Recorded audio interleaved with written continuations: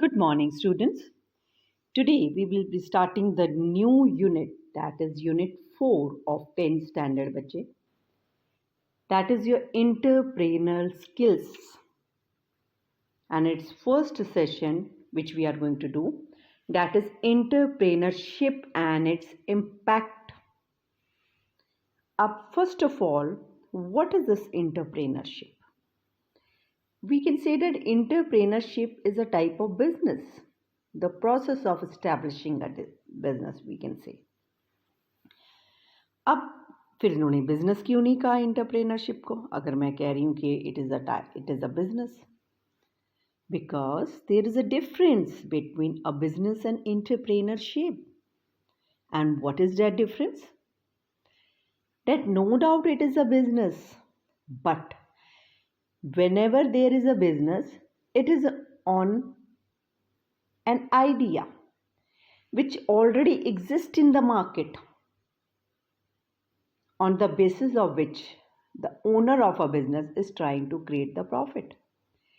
लेकिन entrepreneurship process के अंदर एक यूनिक आइडिया मार्केट में लाया जाता है ना, on the basis of which he और she is going to make the business. उसके जैसा बिजनेस पहले एग्जिस्ट नहीं करता है मार्केट के अंदर.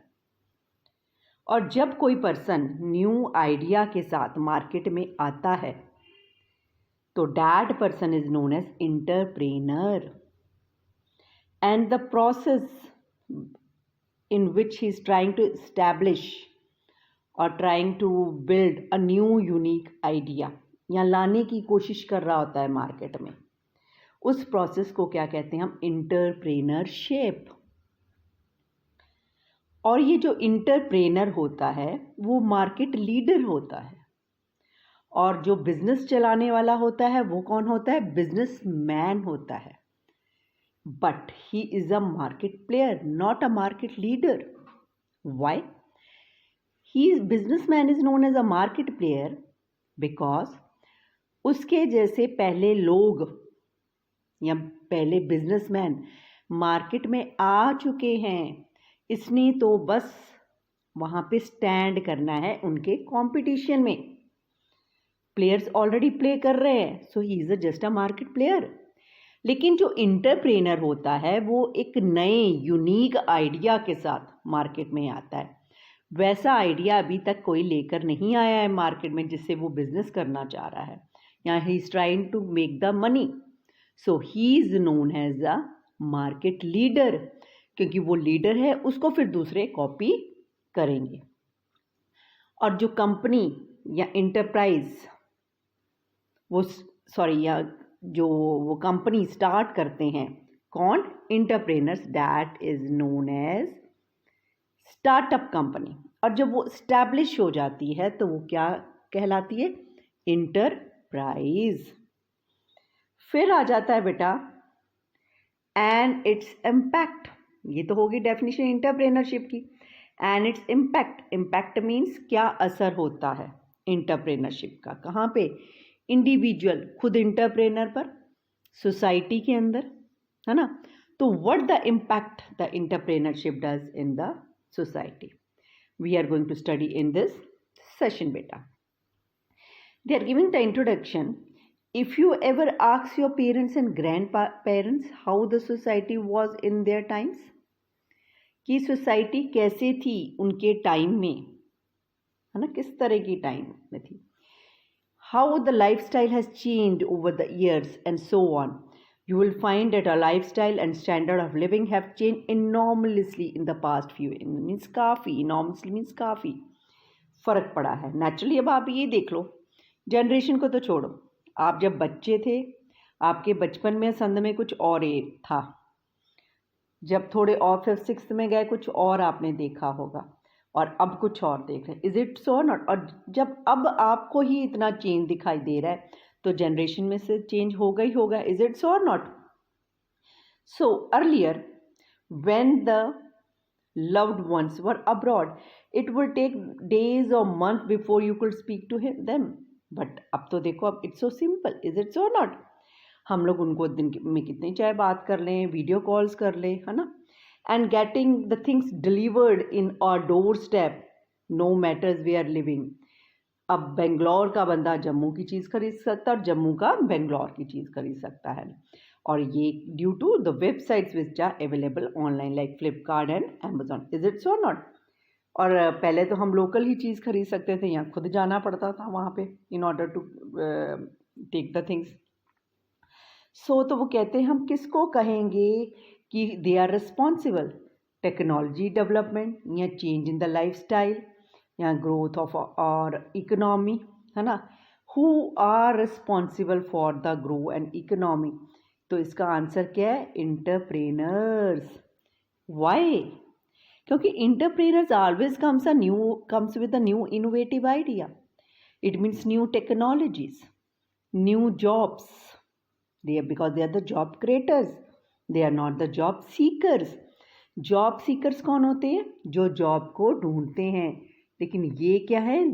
ये क्या है?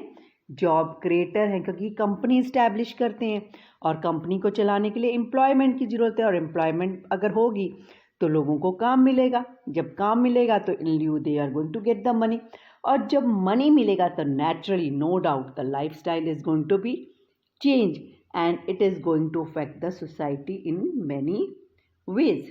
Is it so or not? So it gives a great impact on the society also.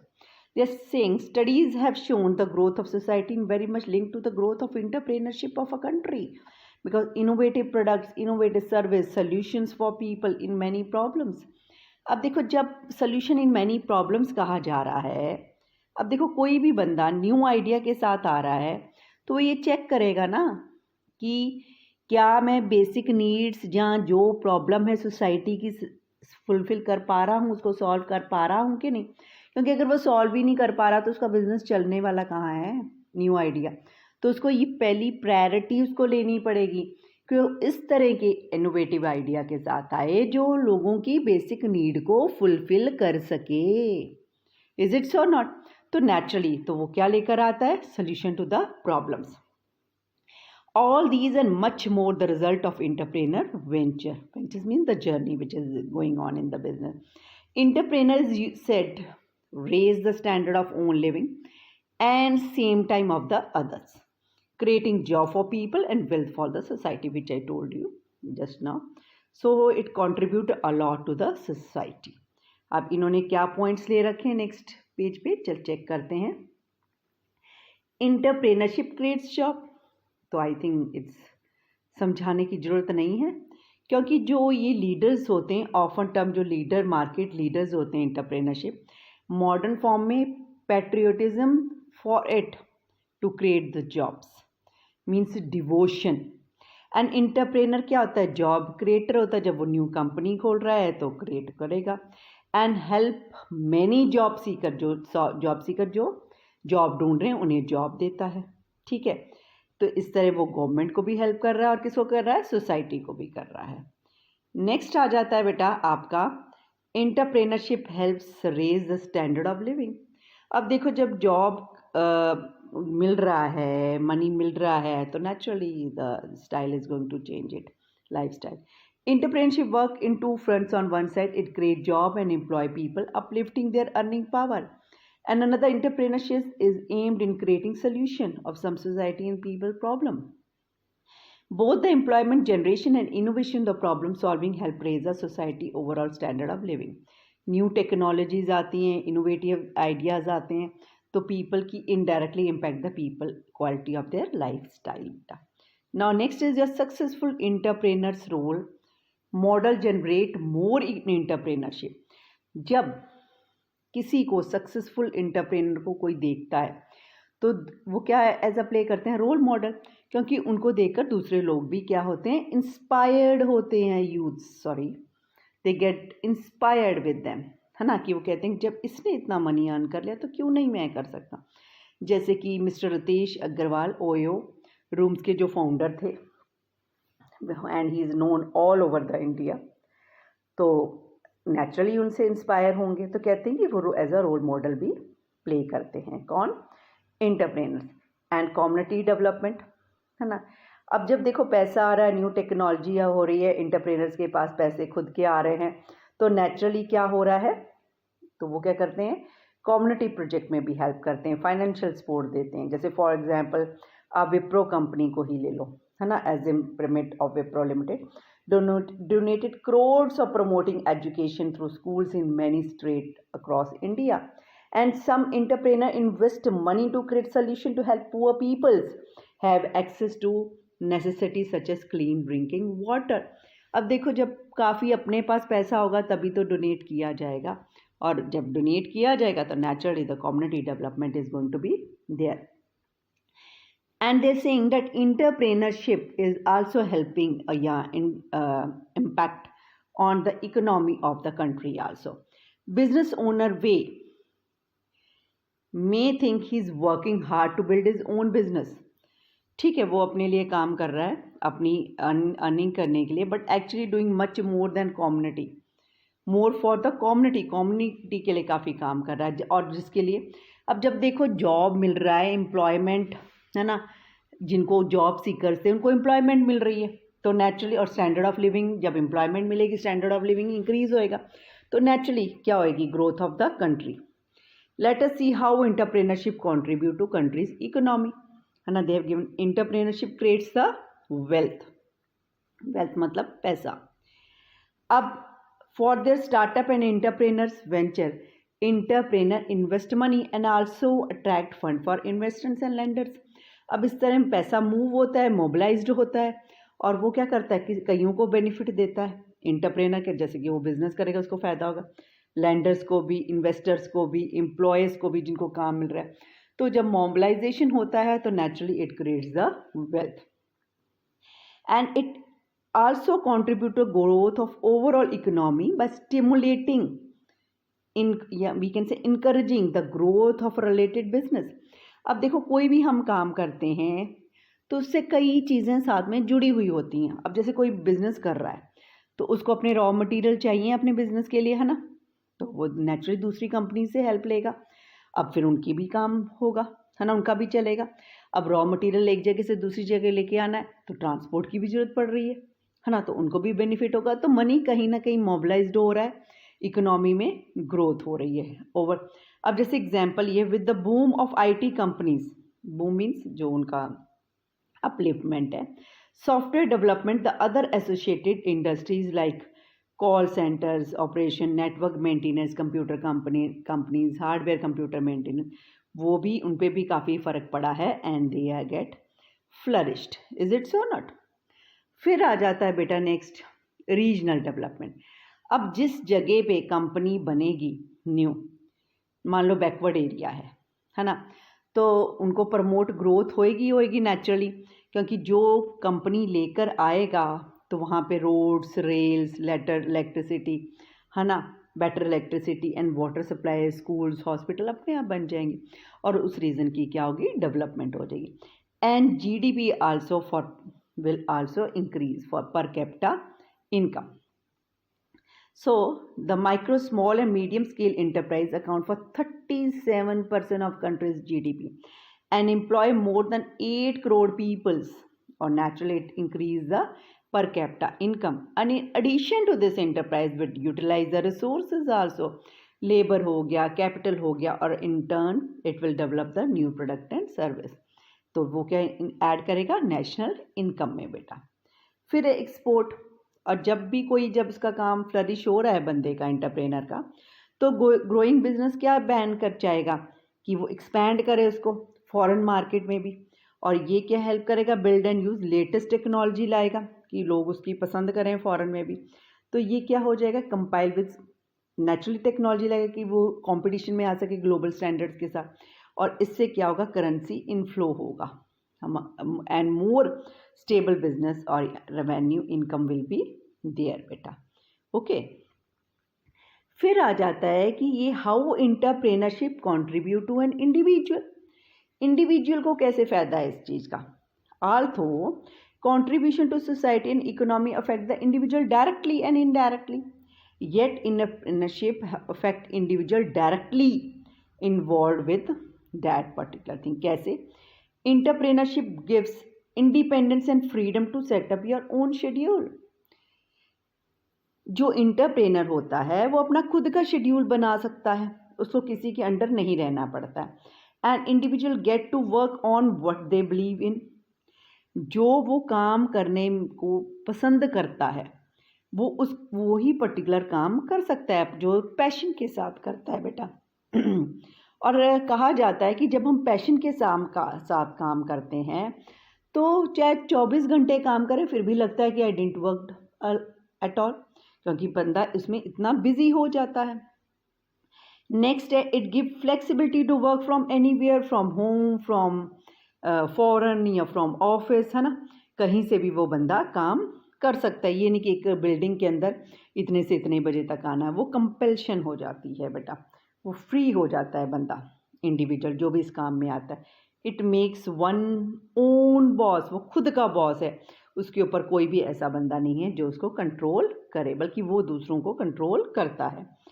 And entrepreneur solve the problem which improves the life of people. क्योंकि जब ये न्यू आइडिया के साथ आता है, जैसे कि मैंने बताया आपको, तो न्यू आइडिया कैसा लेके आएगा, जिससे वो सोसाइटी की प्रॉब्लम सॉल्व कर सके, तभी इसका काम चलेगा ना। तो कहते हैं ये सोसाइटी की प्रॉब्लम सॉल्वर होता है। एंड वो उसको क्या देता है, जब and gives the satisfaction to the entrepreneur also that I have solved the problem of someone, and it earns an individual much respect.